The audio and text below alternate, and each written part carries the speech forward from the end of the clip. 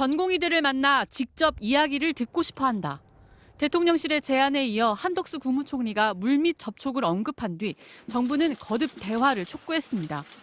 의료계에서도 합리적인 논의가 이루어질 수 있도록 정부와의 대화와 소통에 나서 주시기를 당부드립니다. 의사협회는 대통령과 전공의의 직접 만남은 환영할 일이라고 밝혔습니다. 다만 대통령 담화문만으로 진위를 확인하기 어렵다며 정원을 조정할 의지가 있는지 진정성을 보여달라고 요구했습니다. 의대 정원 역시 논의할 수 있다는 말에 진정성을 담보할 수 있는 것은 현재 진행되고 있는 2025년 의대 정원 배정을 중지하는 것입니다. 중재자 역할을 자처했던 전국의대교수 비상대책위원회 역시 대화의 전제 조건을 언급했습니다. 무조건 만나자고 한다면 대화 제의의 진정성이 없다면서 의료계와 협의해 합리적인 방안을 만들겠다는 조건을 먼저 제안해달라고 강조했습니다. 정부와 의료계 모두 대화를 내세우고는 있지만 서로가 먼저 나서야 한다고 공을 떠넘기는 셈입니다. 정작 대화의 당사자인 전공의 단체는 아무런 공식 반응을 내놓지 않고 있습니다. 총선을 눈앞에 둔 시점에 의미 있는 타협이 이루어질지 전공의들 사이에서도 의견이 분분한 것으로 알려졌습니다. 의료 현장은 더 열악해질 전망입니다. 올해 인턴 과정을 시작할 예비 전공의들의 등록 비율은 고작 4.3%에 그친 것으로 집계됐습니다. 의료계에서는 올해 인턴 수련이 파행을 겪으면 앞으로 레지던트 수급의 차질로 이어지고 최소 4에서 5년간 업무 공백이 불가피할 것으로 우려하고 있습니다. MBC 뉴스 박소희입니다. 전공의 단체는 별 반응을 보이지 않았습니다. 앞서 한 사직 전공의는 기자회견을 열어 자체 온라인 여론조사 결과를 내놓기도 했습니다. 전공의와 의대생 1,581명 가운데 66%는 차후 수련받을 뜻이 있다고 답했습니다. 다만 이들 가운데 93%는 의대 증원과 필수 의료 패키지 백지화가 선행되어야 한다고 답했습니다.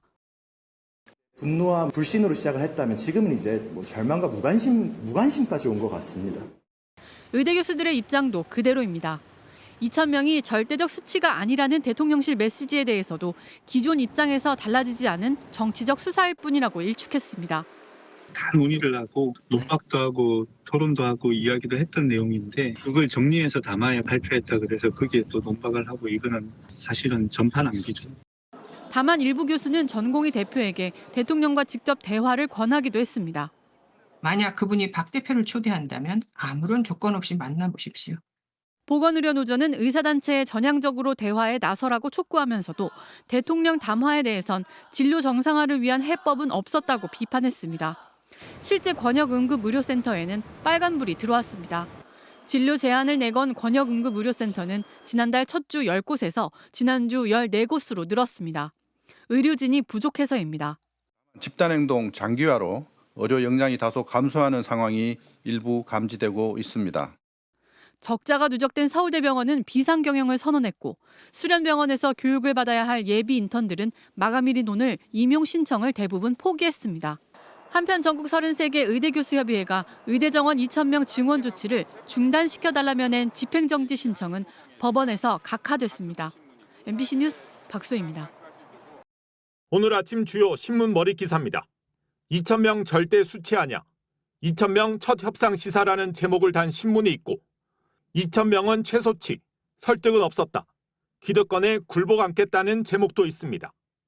갈등 핵심인 의대 정원 2,000명 증원과 관련한 언론들의 해석은 이렇게 달랐습니다. 대통령 메시지와 대통령실의 해석의 차이가 있었기 때문입니다. 대통령은 어제 연설 대부분 시간 동안 2,000명 증원 결정에 대한 배경과 불가피성을 강조했습니다. 정부는 확실한 근거를 갖고 충분한 논의를 거쳐 2,000명 의대 정원 증원을 결정했습니다. 최소한의 증원 규모임을 다시 한번 말씀드립니다. 논의 여지를 남긴 부분은 1분 남짓에 불과했습니다. 더 타당하고 합리적인 방안을 가져온다면 얼마든지 논의할 수 있습니다. 이마저도 확실한 과학적 근거를 가지고 통일된 안을 정부에 제시해야 마땅하다고 전제를 달았습니다. 담화 직후 여당에서조차 세기의 경읽기, 어린애 투정 같았다는 평가가 쏟아질 만큼 그간 정부 입장에서 더 나아가지 않은 내용들입니다. 하지만 저녁에 대통령실 핵심 참모가 예정에 없던 KBS에 출연해 대통령 연설에서 이것이 핵심이라고 정리했습니다.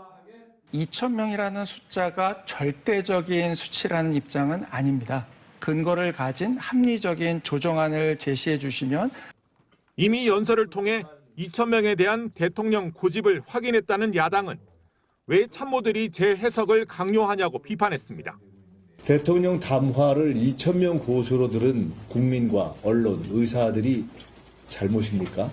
바이든과 난리면에 이어서 전 국민 듣기 평가를 다시 해야 합니까?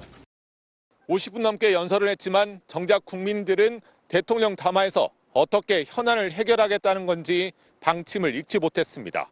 대통령실은 오늘 문자 공지를 통해 대통령이 집단행동 당사자인 전공의들을 직접 만나 이야기를 듣고 싶어 한다고 알렸습니다. MBC 뉴스 김민찬입니다.